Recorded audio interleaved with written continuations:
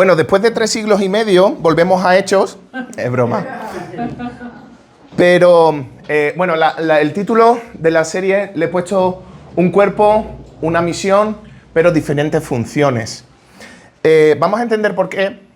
Realmente es un pasaje muy corto, son 7 versículos, pero son unos 7 versículos muy necesarios para entender también no solo la dinámica que tenía la iglesia o que empezó a tener la iglesia en el libro de Hechos, sino también lo que podemos aprender nosotros sobre la dinámica que ellos tenían. Ahora, ¿quién ha puesto esto, hombre? De verdad, May the 4th, de verdad. Hoy, bueno, os explico la gracia, ¿vale? Hoy es 4 de mayo, pero en Estados Unidos se dice May 4th o May the 4th. Y es como un chiste que en Star Wars, que es como que la fuerza te acompañe, y en inglés May the 4th be with you, pero esto hay que cambiarlo, y la fuerza no, May the Lord be with you, que el Señor te acompañe, ¿amén?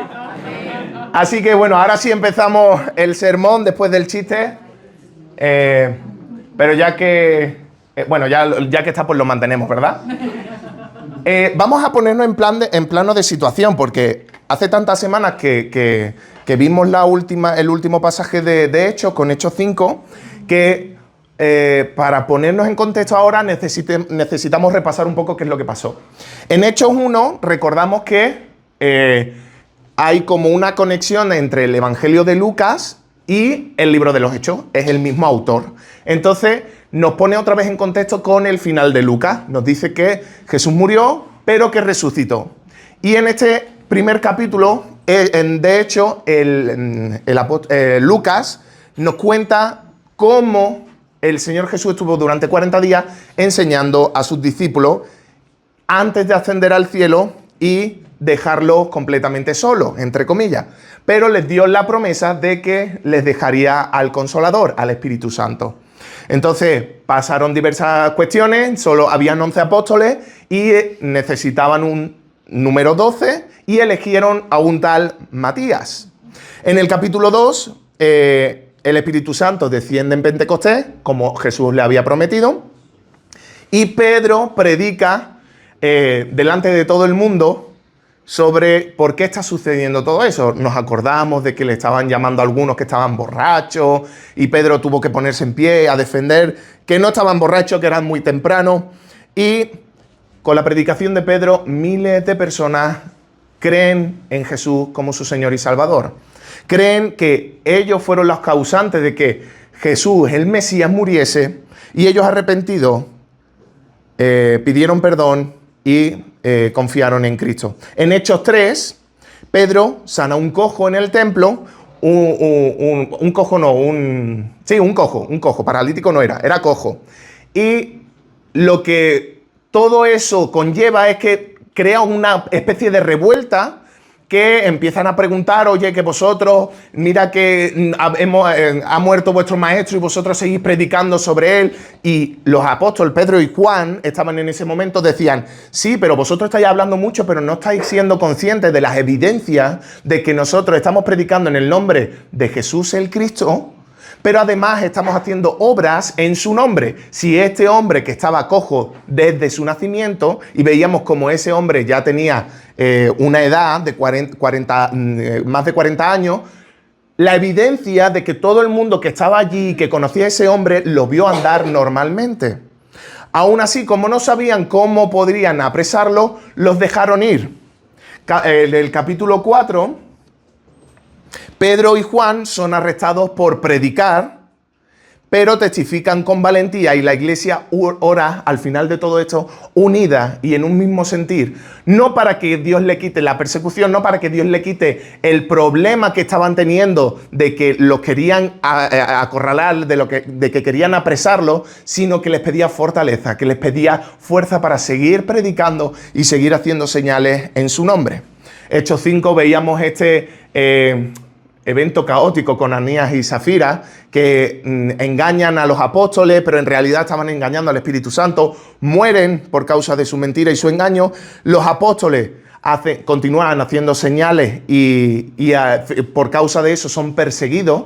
Y no solo cogen a Pedro y a Juan, sino que cogen a los 12, los apresan, se liberan, el ángel les da un mandato que es que prediquen sobre la luz, y esa luz veíamos que era Cristo, y siguen predicando con gozo y alegría. Y después de todo esto, estamos aquí, ¿vale? Hechos 6, del 1 al 7, son versículos cortos. Bueno, sí, ya me he dedicado aquí, from Padawan to Disciples, ¿vale? De Padawan a discípulo. Pasamos al siguiente y vamos a leer rápido. Este es el versículo 1, lo dejamos aquí quieto y yo voy a leer esos 7 versículos para que tengamos un poco de idea de lo que está pasando. Dice, estoy hablando muy rápido, ¿verdad? Vamos a relajarnos, Isaac. En aquellos días crecía el número de los discípulos y se produjeron murmuraciones de los discípulos de origen griego contra los de origen hebreo, pues se quejaban de que en la distribución diaria de ayuda sus viudas eran desatendidas. Así las cosas, los 12 convocaron al conjunto de los discípulos y les dijeron, no está bien que dejemos la palabra de Dios para servir a las mesas. Hermanos, escoged pues entre vosotros a 7 hombres de buen testimonio, que estén llenos del Espíritu Santo y de sabiduría, a quienes les encarguemos de esta labor. Así nosotros podremos dedicarnos a la oración y proclamación de la palabra. La propuesta agradó a toda la comunidad y eligieron a Esteban, no este Esteban, otro Esteban, hombre lleno de fe, bueno, él también es lleno de fe, pero volvemos a este Esteban, y del Espíritu Santo, a Felipe, a Prócoro, a Nicanor, a Timón, a Parmenas y a Nicolás, prosélito de Antioquía. Los elegidos fueron presentados ante los apóstoles, quienes oraron y les impusieron las manos. La palabra del Señor se extendía y el número de los discípulos se multiplicaba rápidamente en Jerusalén. Incluso muchos de los sacerdotes aceptaban la fe. Es como un pasaje un tanto random, ¿no? Porque es como estamos viendo la obra de cómo la gente se convierte, pero de repente hay una murmuración en la congregación. Y como que tienen que intervenir los apóstoles. Y como que los apóstoles dicen, no, es que esto no tenemos que llevarlo nosotros. Vosotros llevadlo, elegid y tal. Después vamos a ver como uno de los que son mencionados es protagonista de los próximos 2 sermones, ¿vale? Si ya os habéis leído el libro de Hechos, ya sabéis quién es. Si no, ¡ja! Sorpresa. Vamos a leer tranquilamente el versículo 1. Dice, en aquellos días crecía el número de los discípulos y se produjeron murmuraciones de los discípulos de origen griego contra los de origen hebreo. Ya vemos dos diferentes tipos de grupos de discípulos, ¿vale? De origen griego y de origen hebreo. Pues se quejaban de que en la distribución diaria de ayuda sus viudas eran desatendidas. Hay que entender que ha pasado muy poco tiempo desde que el Señor ascendió hasta este momento. Pero nos dice ya a priori que en aquellos días crecía el número de los discípulos. O sea, era un crecimiento abrumador. O sea, gloria al Señor que pase eso. Pero acompañado con ese crecimiento, también lo que está pasando aquí. Empieza la murmuración, uno no está contento, uno no le agrada cómo se hacen las cosas.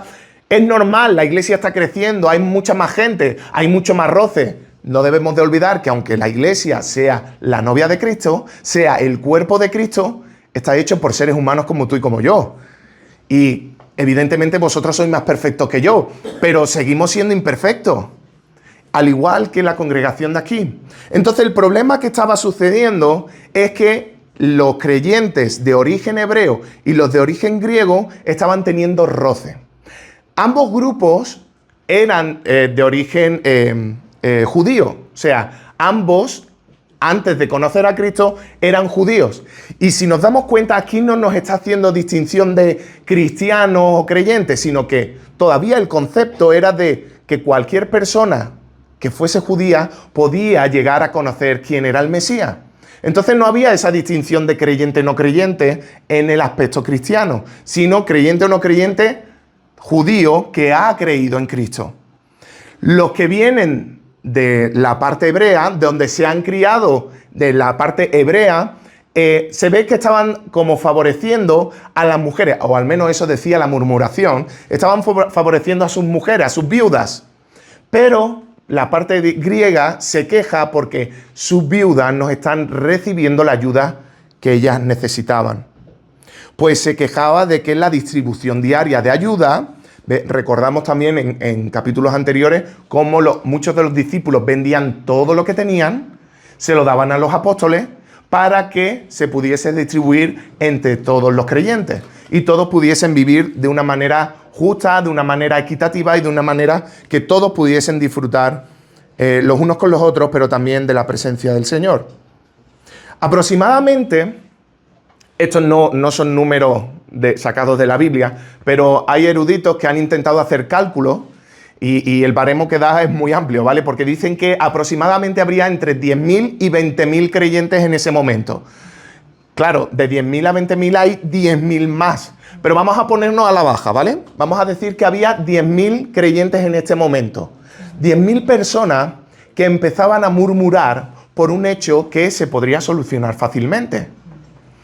Lo importante de todo esto es que no nos dice el texto que los discípulos van a los apóstoles para solucionar el problema, sino que hay murmuración. Y esa murmuración llega a los apóstoles. Y entonces cuando tienen que actuar, yo creo que lo idóneo hubiese sido que los discípulos estaban incómodos por esta situación y van a los líderes y le dicen: oye, mira, Pedro, está pasando esta situación, podemos solucionarlo, pero no pasa esto aquí, sino que a través de la murmuración llega a los apóstoles y ellos tienen que hablar.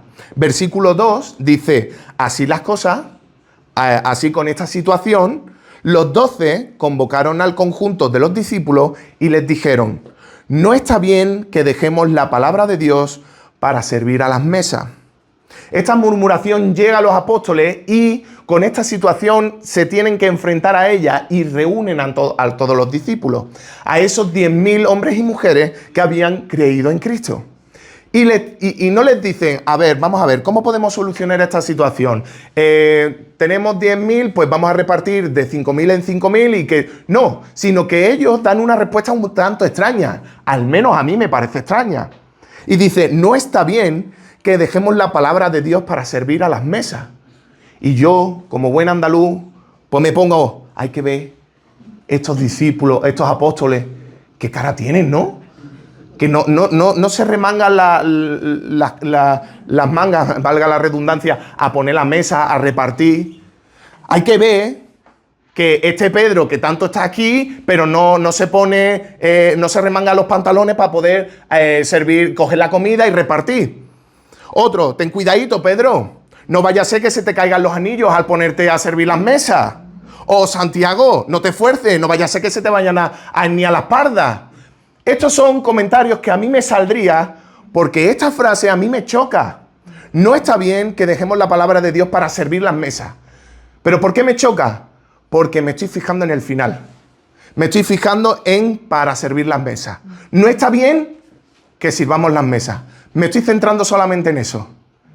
Pero no me estoy fijando que ellos ya tenían una misión. Ellos ya tenían un propósito. Ellos ya tenían un trabajo. ¿Su trabajo cuál era? La palabra de Dios. Entonces no está bien el que no sirvan las mesas. Lo que no está bien es que dejen su labor de predicar a Cristo por hacer otras cosas. Olvidémoslo de poner las mesas. Centrémonos en hacer otra cosa que no fuese el hecho de predicar el Evangelio. Estos son solo ejemplos de lo que podríamos pensar de los 12 apóstoles. Pero no está bien que dejen la palabra de Dios para que hagan otra cosa diferente. Los apóstoles tenían su función: compartir la palabra de Dios. Ya lo veíamos en capítulos anteriores, concretamente en el capítulo 5, cuando el ángel los libera y les dice que tienen que seguir predicando sobre la verdad, sobre la luz, sobre Cristo. No está bien que nosotros tengamos que dejar nuestro trabajo de ir y predicar por solucionar esta situación tan banal. Entendedme con esta situación tan banal, porque hay como un orden de prioridades. primero está que la gente pueda conocer a Cristo. Y si los que están congregados, la iglesia que está comenzando, está allí, es porque los apóstoles a priori ya estaban predicando el Evangelio. Y ese mensaje les llegó a sus oídos. Pero lo que había llegado a los oídos de los apóstoles era la murmuración. ¿Y cuál es la solución? Fácil. Versículos 3 y 4. Hermanos, escoged pues entre vosotros a 7 hombres de buen testimonio, que estén llenos del Espíritu Santo y de sabiduría, a quienes le encarguemos de esta labor. Así nosotros podremos dedicarnos a la oración y proclamación de la palabra. La solución está en que haya otras personas que se encarguen. Después voy a poner un vídeo, ¿vale? Muy interesante, ahora no, vamos a dejarlo pasar, pero quiero prepararos ya el cuerpo, ¿vale? Aquí la solución es que eligiesen la congregación a 7 personas con 3 características importantes: de buen testimonio, llenos del Espíritu Santo y llenos de sabiduría. 3 cosas importantes. Son los apóstoles quien les tiene que decir a la congregación: buscad vosotros a personas que se puedan encargar de esta situación. Pero ojo, que cumplan estos 3 requisitos: que tengan un buen testimonio, que estén llenos del Espíritu Santo y que estén llenos de sabiduría. Para que esto sucediese, esas 7 personas ya deberían ser bien conocidas por la iglesia. Porque yo no sé si una persona tiene estas 3 características si no la conozco. Yo puedo decir que, claro, todos somos creyentes y todos estamos llenos del Espíritu Santo. Bueno, a la hora de la verdad podemos decir que tenemos al Espíritu Santo morando en nosotros. Pero que estemos llenos del Espíritu Santo depende de la relación que yo tenga con Dios. Que yo esté lleno de sabiduría depende de que yo haya ido primero a Dios a pedirle sabiduría. Que yo tenga un buen testimonio depende de cómo haya sido mi recorrido con Cristo. Es decir, no le está diciendo a la congregación: este recién convertido, vamos a darle la responsabilidad.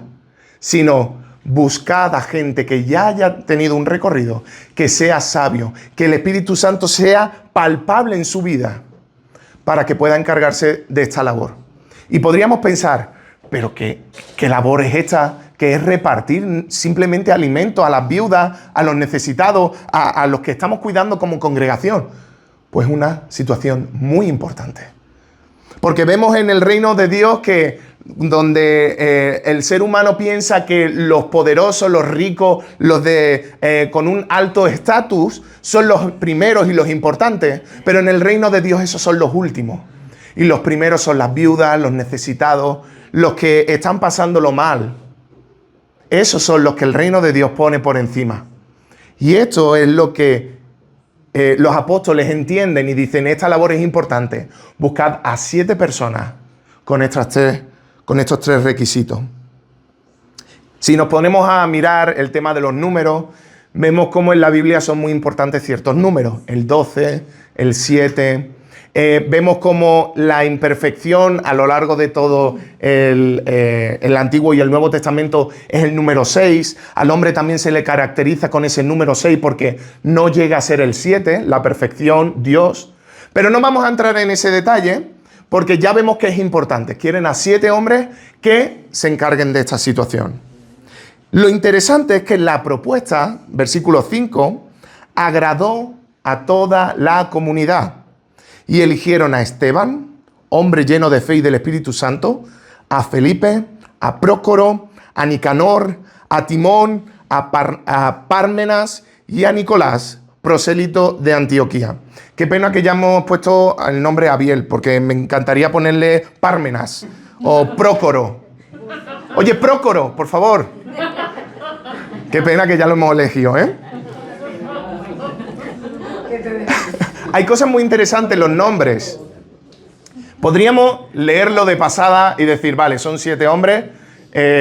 Y bueno, lo interesante es que son llenos del Espíritu y llenos de fe. Y bueno, y que Nicolás es un prosélito de Antioquía.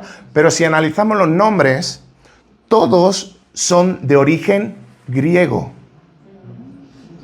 ¿Y por qué esto es interesante? Porque el problema estaba en que las viudas de origen griego no estaban recibiendo la ayuda como tenían que recibir. Y esto no lo han elegido los apóstoles, los han elegido la congregación. La congregación, guiada por el Espíritu Santo, han tomado la decisión de que estos 7 hombres fuesen de origen griego, para que hubiese equidad, para que hubiese un buen reparto de esos alimentos, de esa ayuda. Esteban es esa persona que yo os había mencionado antes, que será el protagonista de las 2 siguientes predicaciones. Y es tan importante lo que va a pasar con Esteban, que me estoy pensando incluso en que sean 3 predicaciones, ¿vale? Pero entre 2 y 3, ¿vale? Después vemos a Felipe, que también va a ser importante en capítulos más adelante. Pero los otros nombres pueden pasar un poco más desapercibidos, a no ser por Nicolás, que nos dice que es prosélito de Antioquía. ¿Qué es un prosélito? Es una persona de una religión en concreta que la deja para pasar a ser parte de otra religión. En este contexto entendemos que era un gentil que se había convertido al judaísmo y que, siendo ahora judío, conoció quién era Cristo. Y ahora también forma parte de la iglesia. Vemos por fin el primer gentil dentro de la iglesia. Y esto es importante porque mucho más tarde va a venir Pablo, el apóstol ¿de quién? De los gentiles. Y es importante porque de momento la iglesia, la mayor parte de la iglesia son judíos que han confiado en Cristo, que han creído en Cristo, que han puesto su fe en Él y han conocido que realmente Él era el Mesías. Pero aquí encontramos el primer prosélito, el primer gentil que creyó en Cristo como su Señor y Salvador. Seguimos al versículo 6 y dice: los elegidos, estos 7 hombres, fueron presentados ante los apóstoles, quienes oraron y les impusieron las manos. Y esto es muy interesante, y de verdad que yo me puse a pensar y digo, nosotros en realidad, como bautistas del mundo, ¿vale? Lo hacemos al revés. Nosotros somos los que, o sea, los líderes proponen a los candidatos y la iglesia vota si sí o si no. Pero aquí estamos viendo cómo los candidatos son propuestos por la iglesia, la congregación, y en este caso los apóstoles son los que dan el visto bueno.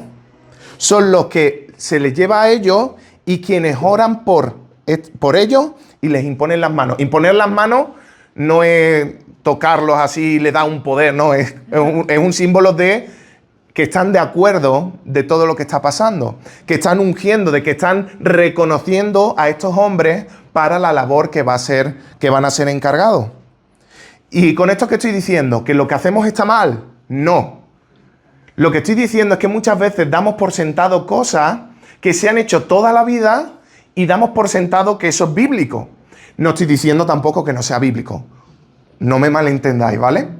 Lo que estoy diciendo es que muchas veces pensamos que, como aquella historia, ¿no?, de que toda la vida se ha cortado la cabeza y la cola de un pescado para meterlo en la olla, y durante generaciones hemos pensado que esa era la forma. Pero si vamos atrás, a la primera abuelita que cortó la cabeza y la cola del pescado, ella nos cuenta que ella lo estaba haciendo porque la olla era demasiado pequeña. Y hoy pensamos que es que para que sepa bien ese pescado, tiene que quitarse la cola y el pescado. Y a lo mejor tiene una olla así y el pescado ahí en medio. No sé si me doy a entender. Lo importante no es la tradición, lo importante no es cómo lo hacemos, sino entender por qué se hace. Muchas veces hacemos por inercia las cosas, pero pocas veces nos ponemos a pensar si seguir haciendo así. Hoy pensamos muchas veces que a mí me gusta mucho la música, ya lo sabéis, y hay veces que pensamos que los himnos son antiguos, pero es que hace 200 años era la novedad. Era como el reggaetón de ahora. Estaba todo el mundo cantando Castillo fuerte es nuestro Dios. Vale, pues era la música de entonces. Pero entonces dejamos de cantar para cantar el reggaetón de ahora. Yo no voy a cantar reggaetón, ¿vale? Pero Es la importancia de entender el origen y la historia de por qué hacemos las cosas. Y es interesante saber por qué hoy se hace de esa manera y la importancia de que la congregación tenga voz y voto. Porque históricamente se tuvo que poner esa medida para evitar el abuso de poder de los líderes en la iglesia. Todo tiene un porqué, todo tiene una razón de ser. Pero entendámosla, busquemos la raíz de por qué se hacen las cosas. No simplemente decir esto es bueno y esto es malo, sino decir ¿por qué esto es bueno? ¿Por qué esto es malo? ¿Qué dice la palabra del Señor? A lo mejor podemos combinar ambas cosas o simplemente centrarnos en lo que dice la palabra del Señor. Pero debemos investigar, debemos estudiar, debemos encontrar la raíz y no solo dar por sentado. Y muchas veces he dicho, cuando yo estoy predicando, no deis por sentado lo que yo os estoy diciendo. Tened vuestra Biblia abierta y comprobad. Incluso en vuestras propias casas, repasad la predicación y comprobad por vosotros mismos si lo que yo estoy diciendo es palabra de Dios. Porque recordemos, yo soy un hombre y tengo mis errores. Y todos los que nos ponemos aquí a predicar seguimos siendo imperfectos, confiando en que el Espíritu Santo nos va a guiar. Pero hay veces que nos equivocamos. Comprobad por vosotros mismos que realmente es la palabra de Dios. Después de toda esta situación y después de la chapa que os acabo de dar, el último versículo, el versículo 7, dice: la palabra del Señor se extendía y el número de los discípulos se multiplicaba rápidamente en Jerusalén. Incluso muchos de los sacerdotes aceptaban la fe. Esto está pasando porque ahora hay 7 líderes que se encargan de cubrir, de cuidar esta situación con la comida. Sí. ¿Por qué? Porque los apóstoles se están encargando de predicar el Evangelio. Porque los apóstoles no se tienen que estar preocupando en la murmuración. Porque los apóstoles no se tienen que estar encargando de dejar lo importante, la misión que Dios les ha dado para simplemente, entenderme simplemente, servir a las mesas. ¿Servir a las mesas es importante? Sí, ya he recalcado que sí. Y por eso la solución es poner a 7 personas que se encarguen de eso. No 1, ni 2, ni 3, 7. Para que se encarguen de esto. Es un tema importante. Pero más importante es que la gente conozca a Cristo. Y el desencadenante es que la palabra del Señor se extendía y el número de los discípulos se multiplicaba. O sea, no se sumaba, se multiplicaba. Multiplicar puede duplicar, puede triplicar, puede cuadruplicar. Podríamos estar hasta el infinito diciendo esto, ¿vale? Pero no es que se suma uno, la semana que viene se suma otro. No, que dado a esta situación, la iglesia se multiplicaba porque había un grupo de 12 personas que se encargaban solo y exclusivamente de predicar a Cristo. Porque había otro grupo que se encargaba solo y exclusivamente de servir a las mesas, de cuidar a las personas. Entonces, ¿los apóstoles no tienen que cuidar a las personas? Tampoco estoy diciendo eso. Sino que la iglesia es un cuerpo. Como decíamos en el título, un cuerpo, una misión, pero diferentes funciones. Me gustaría poner un vídeo, ¿vale? Está en portugués, dice demostración visual de lo que es ser pastor, ¿vale? ¿No se escucha? ¿Está muteado? ¿Esto está apagado? Sí, está apagado. Vale. Sorry. Ese fui yo. A ver ahora.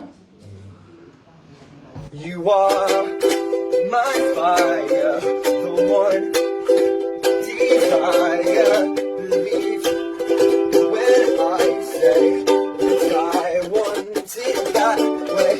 Tell me why I ain't nothing but a heartbreak. Tell me why I ain't nothing but a mistake. Tell me why I never wanna hear you say that I want it. Me encantaría ver a Steve así, la verdad. Yo me reí una barbaridad cuando vi el vídeo, porque realmente es gracioso. Pero esto no deja de ser una realidad en muchas de las iglesias. El pastor o los pastores son los que se encargan de todo. de todo. Y al final acaban como el pobre muchacho y tiene que soltar el hula hoop porque si no se cae él. Voy a leer Primera de Corintios 12, salteando unos versículos para que entendamos por qué he puesto este vídeo.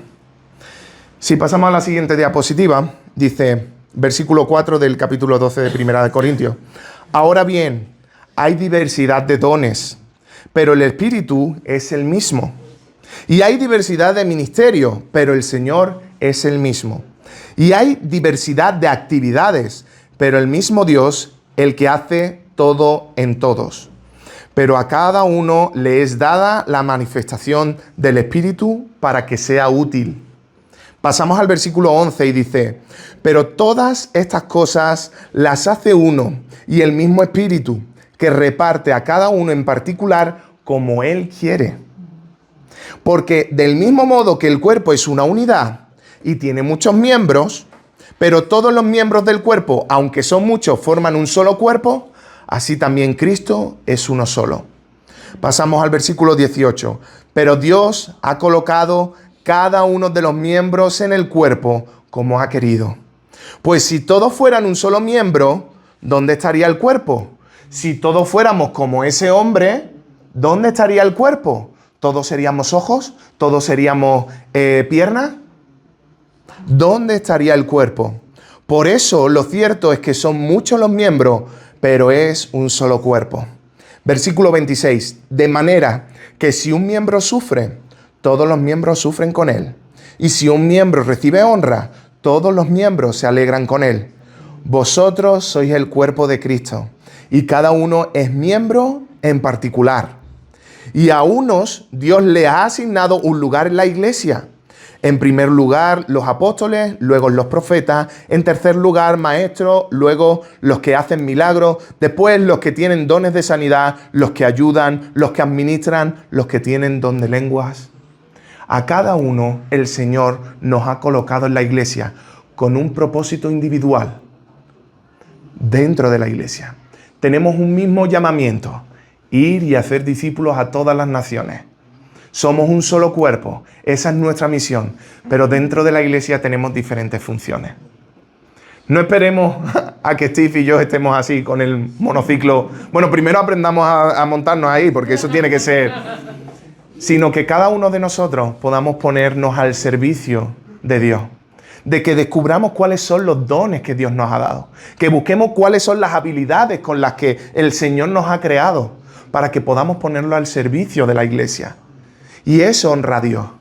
Porque no solo lo ponemos al servicio de la iglesia, sino que lo ponemos al servicio de nuestro Padre Celestial. Me gustaría concluir este tiempo de predicación con un tiempo de oración. Y me gustaría que, poniendo esto aquí, primeramente, si no has conocido a Cristo en este tiempo de oración, que puedas recitar esa oración. Jesús, quiero conocerte. Si realmente has entendido quién es Cristo y lo que puede hacer en tu vida, quitar toda oscuridad, quitar toda esclavitud, romper toda cadena, darte una vida nueva.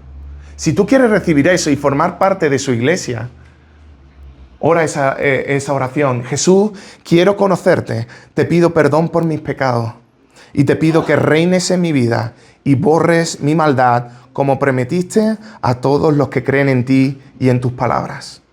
Quiero que me hagas parte de tu iglesia y que me uses. Sentirte parte de la familia de Dios no tiene precio. Parece el anuncio este de Mastercard, ¿no? Pues es superior a eso. No tiene precio. El ser parte de la familia de Dios no tiene precio. Porque no es solo sentirte parte de una comunidad, sino es sentirte parte de una eternidad junto a todos.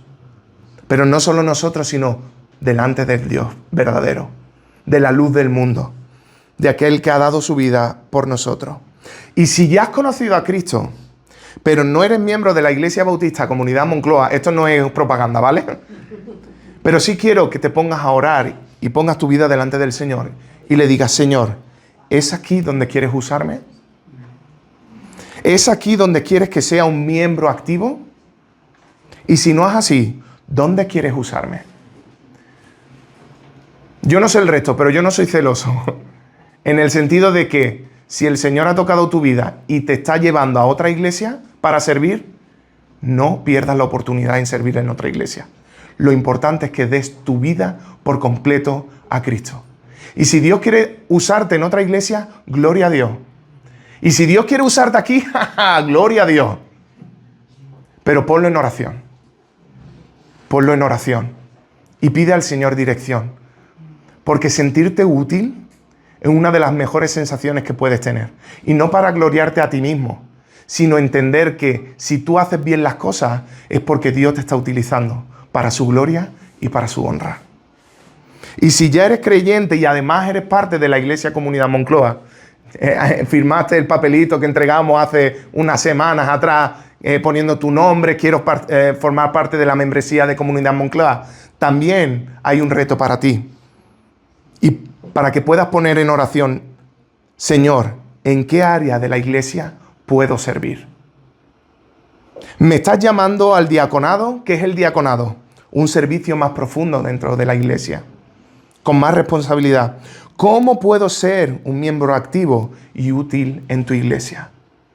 Son preguntas que debemos hacernos.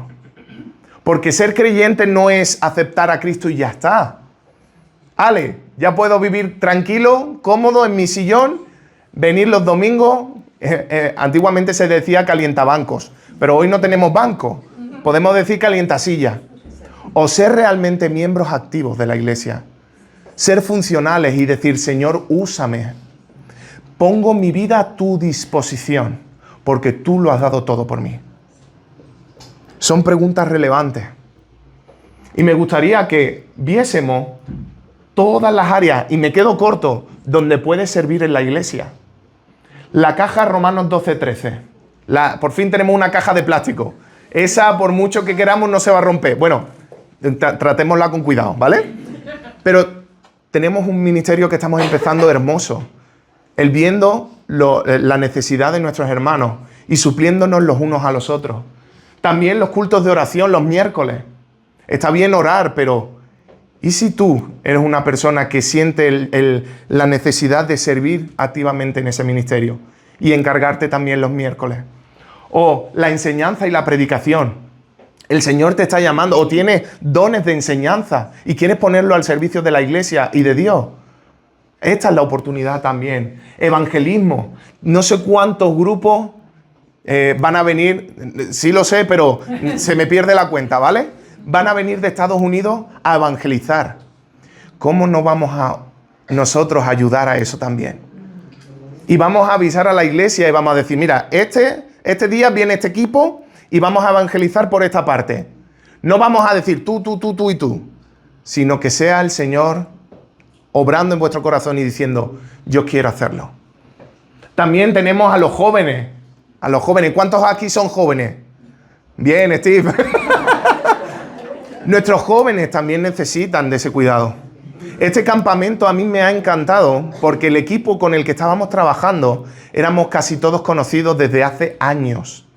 Y muchos de nosotros fuimos campamentistas. Y pudimos ver cómo, gracias a que gente invirtió tiempo, esfuerzo, dinero, sus propias vidas en cuidarnos a nosotros, que nosotros pudimos estar allí como monitores. Y ese es el deseo también de nosotros. Que demos nuestro tiempo, nuestro esfuerzo, nuestros recursos en los jóvenes. Porque el día de mañana serán ellos los que lleven los ministerios de la iglesia. Serán ellos los que cuiden de los adolescentes. Serán ellos los que cuiden de los niños. Serán ellos los que estén proclamando la verdad de Cristo al mundo. También la limpieza del local, cuán importante es. Y desde aquí quiero dar las gracias a todas las personas que estáis involucradas en limpiar el local. Esto no estaría así de limpio si cada semana no viniesen a limpiarlo al menos una persona, porque hay veces que vienen 2 y 3. Gracias de verdad, porque esto también es importante. No pensemos que porque es simplemente limpiar, no es importante. Es lo más relevante para que estemos cómodos los domingos y durante la semana. Ministerio infantil. Lo voy a decir flojito para que Salva no se entere. Pero yo creo que Salva quiere un equipo y quiere que estén trabajando con ella. para que los niños también puedan recibir lo que nosotros hemos recibido de Cristo. Música y adoración. Que estos 4 gatos que estemos aquí seamos 20 y que podamos rotarnos y que podamos alabar al Señor y que podamos alabar al Señor juntos con diversidad. Yo no quiero monopolizar nada. Yo no quiero estar aquí toda la vida y este es mi púlpito. No, yo quiero que otro venga y que sirva y que cante. Eso. Y estamos teniendo clases de música por eso también. Para formar, para capacitar, para que el Señor sea glorificado y para que los dones que el Señor ha puesto en su iglesia sigan creciendo. Presidencia en los cultos dominicales. Ya hemos visto a Jacqueline que lo hizo un domingo y lo hizo estupendo. Queremos un equipo más grande. Queremos que todos estemos sirviendo. La Santa Cena. Hoy vamos a tener Santa Cena. Que Steve, por favor, siéntate y no te levantes más, ¿no? Que podamos ser otros también los que estemos sirviendo la Santa Cena del Señor. Y estemos recordando ese momento. Y cualquier otra área que se te pueda ocurrir y que pienses que puede ser de bendición para la iglesia y para la expansión de su reino. Aquí hemos visto cómo cuando se encargaban cada uno de cosas concretas, la gente conocía al Señor.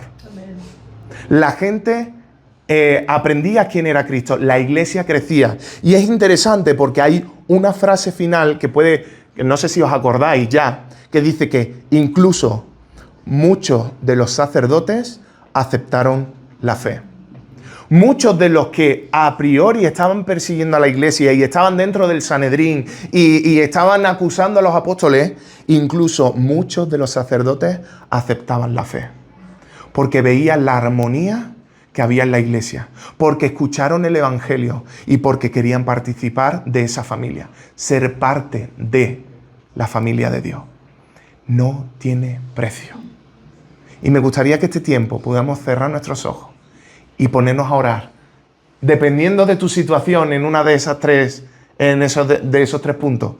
Y puedes hacer tus propias preguntas al Señor, pero que estén relacionadas a servir a la iglesia y a servirle a Él. Amén.